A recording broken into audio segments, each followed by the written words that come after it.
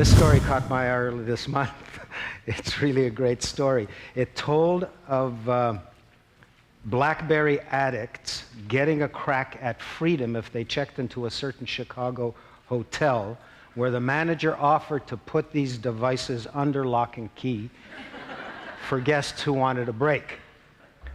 He said he would take personal charge of these BlackBerries or related devices so guests could surrender them in his office and have them locked up until their return is requested, no additional charge. So this, of course, is an enormous compliment to our next speaker, Mike Lazaridis. Michael, come on up here, who by now is a legend in Canada, having launched one of the great modern Canadian business success stories. Column recently in the Globe and Mail by Jeffrey Simpson named the guys who run Air Canada as possibly the most hated people in the country. And I think Mike and his partners at RIM are among the most beloved in Canada.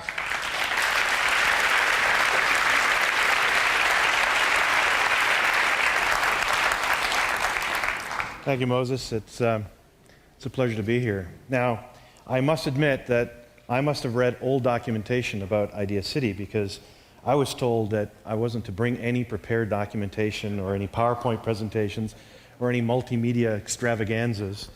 I was told to just come here unprepared and speak to you. Now that's kind of difficult. That last part was difficult for me, because what I'm going to talk about is something I've been talking about for a long time. But what's interesting is to see all this amazing technology that's being shown to you today, and the sense of awe that we get when we see technology and we see the work of researchers and engineers of the highest caliber, what we call excellence. Now, I've also been watching what's happening in Canada. You saw the headline today, the most prosperous year in 50 years. We talk about Canada having, this new age that's coming here in terms of prosperity. And when I hear all these things, I'm concerned, because I'm not hearing enough of a national debate on the foundations that got us here. I don't hear enough of a debate on what is commercialization, what is technology, what's the difference between technology and basic research, how do we commercialize basic research or research from our universities. And what I do hear is wrong. What I do see printed in magazines or in newspapers or in government documents, what I realize is that a large portion of that is incorrect. It's misguided. And what I was hoping I get a chance today is to really start that national debate in earnest here at Idea City. Now, I think it's important that we all get a sense of what's happened over the last 100 years. In fact, the best way I can bring this together is, let's take a look at what it would be like if someone from 25 years ago went in today's standard hotel washroom. And they walked in, and the first thing they realized, they don't know how to operate anything. There are no knobs. Paper towels just eject themselves automatically. In fact, the soap dispenser seems to be out of sync. You go to get some soap, you pull away, and it squirts. And then, right? Ever notice that? The engineers haven't quite got that right. But what's important was that technology was based on a basic physics discovery that happened 100 years ago by a bunch of researchers that really were just curiosity driven. They had no idea what their research was going to unveil to the public decades later. And it was all based on solid state physics and the infrared detectors that are inside all that apparatus you see now. If we go back in time and we pluck one of those people from there and we put them in this room and they watch what happened today, it would be magic to them. I mean, look at these projectors we take for granted. High definition audio. Just everything that happens today, we take it for granted. And that's probably the biggest risk that Canada faces going forward, is that we take all this incredible progress for granted. Because we have an opportunity to put Canada into hyperdrive. With all this financial growth that we have, all this financial success that's coming, that's here today. We have an opportunity to take that and invest it in those things that are going to propel Canada to the future, that are going to put us in a position where we can actually compete. So one of the things I want to talk about is this whole idea of commercialization. You see, everyone talks about we need to get our investments back. We've been putting all this money into research and development. In fact, we've had 8 enlightened years. We've had the Canada Research Chairs, the Millennium Scholarships. We've been funding money into our granting councils. We've been funding indirect costs into our universities. These are all great things. We've had 8 years of enlightened investment in the country. And sometimes we hear, well, what's it done for us? What has been the benefit? What's the return on investment? Well, I asked a group of business leaders and bureaucrats and politicians in Ottawa a couple years ago that very question. And the answers surprised me because they missed the one most important answer. The most important effect was that at that time we had $8 billion surplus. And this year we're going to record another record surplus because the Canadian economy is booming. And it's not just because of oil and it's not just because of commodities. There is a huge high-tech environment that's out there. There's a whole population of people that we've graduated and educated that are fueling manufacturing. Why is it that Toyota and Honda are building plants here in Canada even as the dollar's going up? Because of the quality of the people we have. Scientific research is a global enterprise. The problems are way too complex for any one person. They're all working on it together. Oh, I think it's brilliant. Absolutely step out of your ivory tower and come and see things that are out of your sector, your business, everything that you do every day. It's your brain's on fire. You're going to hear people talking about where do we see the return on investment? They're going to talk about why should we put all this money into research, basic research, our universities, our labs, our hospitals. Why should we put all that money in there? The irony is we're not putting that much money in them. If you look at the total dollars that we're spending, if you look at the increments in the granting councils, they're tiny. And yet, think of the benefits. Now, let me try and sort of turn it on its head, because we don't have a lot of time to discuss this, but I just want to get that debate started. We don't go in to universities and find all these Rembrandts in the attic and then commercialize them directly. It's not the way it works. That's the way that everyone wants to lead you to believe that that's how commercialization and scientific discovery work. It doesn't work like that at all. In fact, the greatest discoveries were the ones that really weren't being directed by anything but the researcher's curiosity, trying to solve the basics of nature, trying to figure out how things work and why they work that way, and can they work better. If we take a look how the system works, it's not about giving money to researchers and then them going out and licensing technology to companies. In fact, the amount of return on investment that we get from universities for direct spin-off and licensing, this is what everyone leads you to believe. They say, well, that's where we get all our return on investment. The direct licensing revenue, spin-off revenue, is less than 5% of the amount of money we invest every year into university education and research. Less than 5%. That's a terrible ROI. And in fact, anyone using those numbers could justify pulling back money out of the research and engineering and education and medical study. That's a good reason to pull money out because the return on investment is bad. I mean, would you keep funding your investment counselor or your mutual fund if you got a 5% return on investment out of all the money you put in? Turns out that that's not where we get our return on investment. The return on investment happens every year. In fact, we just finished up graduating 4,001 students from the University of Waterloo. It was amazing because I get a chance to meet them and I hear their life story in 15 seconds or less. And every one of them is excited because they know they've gone through something special, special experience, something that's gotten them excited, something that has taught them something. They've realized their true potential and where they can go with it, and they've got the tools and they've been inspired. And they're going out into the workforce. They're going into social systems, into government, into the arts, into engineering, into media. They're going out there because they've been taught and inspired and trained. That is the end result. That is the leaven that builds our economy. Every year, in fact, we graduate around 4,000 students in spring, and then we graduate about 1,800 students again in fall. And this happens every year. It's a pipeline. It's a pipeline that takes 20 years. From the day they start going to school, the day they get a job outside of a degree. It's a pipeline that we cannot afford to screw up.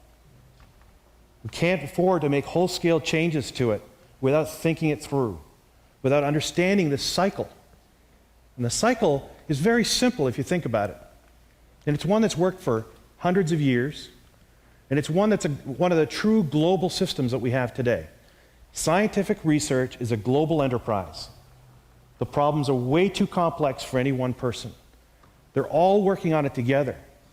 It crosses race, it crosses geographic boundaries, it crosses sex, it crosses age groups, it crosses religion, it crosses language. All these researchers around the world are working today on the most tough problems you could ever imagine, trying to understand the most basic questions. They're producing the raw materials that makes life exciting for all of us, that gives us the MP3 players and the high-definition plasma screens and the supercomputers on our desk, and of course the BlackBerries on our hip. Now, go back and think about this for a second. Everything that's in the BlackBerry today, the radio technology, the solid-state physics, the screen technology, the computer programming, all that goes back to basic physical discoveries. Whenever we brought two different things together and we're able to explain them with the same basic effect, the same basic equation, we had a revolution. When Faraday discovered that electricity and magnetism were basically the same thing. And back then they didn't know that. They thought that magnetism was one thing, lightning was another, static electricity was something else, and chemical electricity was something else altogether. And then they discovered this thing called electromagnetism. Faraday showed that it was the same effect. And then Maxwell came up with the equations. This all happened before the 1900s. Those equations predicted radio waves, a propagating wave. And it was entrepreneurs like Marconi and others who were able to take that prediction and make it a whole industry and change the world. Well, this has happened over and over again through history. We had at the beginning of the 1900s, 1905 being a very important year, where Einstein explained the photoelectric effect, came up with special relativity, and explained Brownian motion. One person. But he was building on top of the work and the research that was happening. People were doing experiments and getting results that didn't match any known theory. And they had to reinvent everything. And they came up with this thing called quantum mechanics. And quantum mechanics was completely absurd. And they knew how to manipulate it, and they could explain all kinds of effects that they were finding in the laboratories around the world. But it wasn't until the discovery of how we could use those quantum mechanics to design integrated circuits, the transistor, to design the displays that we have today, the fiber optic transmitters, the lasers. It wasn't until that happened that the technology just took off. The problem was there was always this chance that we're going to take for granted how we got there. We're running out of basic understanding. We're taking what we know to its limits. We're going about as far as we can go. Turn off your email, turn off your cell phone. You're surrounded with a lot of diverse, intelligent people. Now spend the time to share the ideas and soak in what they're trying to say. There is a small group, believe me, it's a small group, of very talented explorers. Yes, we have explorers still today. These people explore the natural universe. They explore how things work and why they work that way. They're trying to figure out the fundamental laws that make things work and explain them to us mathematically. There's a small group, and they're working on the hardest problems. And quite frankly, we couldn't understand what they're working on.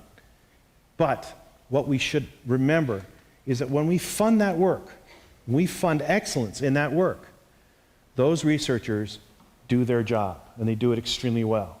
And the trick is to have them do that job at Canadian universities, to be able to give them the opportunity to do what they love to do and explore those areas that most of us don't even realize are happening around us.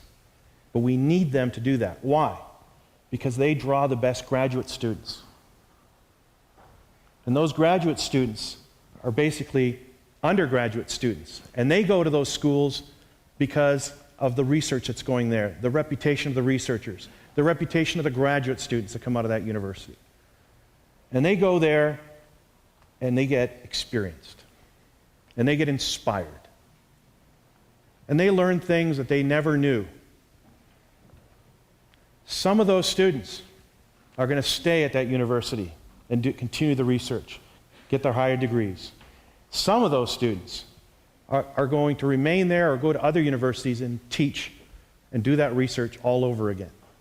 The side effect of doing that great research is you attract a critical mass of great researchers. The side effect of that is you attract a critical mass of great graduate students. And the side effect of that is you build a university of great reputation that attracts the best students who get inspired because they go to the campus that has the best research going on. Now, the technology transfer part happens every year, and it's in a pipeline. Those students, when they graduate and they go into industry, when they go into government, when they go into media, the arts, wherever they happen to go, they take the latest generation of inspiration, knowledge, training, technique, and they bring it into our lives. And they make it relevant for us. And that's how technology transfer works. It's very rare that you have technology that goes straight from the research laboratory to industry. Remember I told you that's less than 5%. On the other hand, the world would not function, it would collapse if we shut those doors and didn't have those students graduating and entering the workforce every year. Now, again, go back to that simple model. You fund the very best researchers, and you fund them extremely well because that's the reason they're going to come to Canada. And you want them here. The next thing you do is you make sure that they have the laboratories and equipment they need to do their job and to do it well. Then you need to fund their students. And believe me, we're not talking about a lot of people here. When that happens, then you have critical mass in our universities. And that will draw through the best students. It will make the best students. And those students will enter the workforce and change everything for us. It's very important that we understand this and we don't let ourselves slip back into thinking that somehow that we're not getting our share, that we're not getting a good return on our tax dollars, because we are. In the world scale of things, when you think of how many people Canada is made up from, I think you'd be surprised to understand how Canada is respected around the world for its research. And now we're starting to see more and more that countries around the world are respecting Canada for the quality of its workforce, for the quality of its people, because they're now investing more and more in the country. Now, why do I keep saying this over and over again? Well, because every time I grapple with this problem, I keep hearing this issue. How can we make research more relevant? And quite frankly, the only thing we need to make more relevant is our understanding of how it's done and what it's done for us. And as we come into the 21st century, same situation that happened 100 years ago is occurring today. We're running out of basic understanding. We're taking what we know to its limits. We're going about as far as we can go in optimizing. in producing the last derivative effect. In fact, there's been something called Moore's Law. And Moore's Law, I'm sure some of you have heard of this. It was a prediction by one of the founders of Intel that the geometry or the number of transistors we can put on an integrated circuit about doubles every 18 months. And on the average, that's held true for a long time. But we're reaching the limits of it because as we make those geometries, the size of the transistors smaller and smaller, we're going to get to a point where the transistors are the size of atoms and we can't make them any smaller. That point, by the way, if you plot Moore's Law, is between 2010 and 2020. It's going to happen. There's no getting around it. And when that happens, the big prime driver of the silicon age will come to a halt. And it's the same thing that happened 100 years ago with the technology of the age. Steam engines, horses. Basic science at that point started to discover new things, and we're discovering new things now. And they hold the promise for a whole new understanding of our universe around us. And if that occurs, then we'll have a whole new generation of discovery and growth on a whole new technology that we can't even predict today. But we can predict one thing. If we fund those systems, if we fund the researchers, their research, their students well, and build those critical masses in Canada, Canada will be able to interpret that information and take advantage of it in our industry and in our lives and make sure that we're still relevant in the future to come. Thank you very much.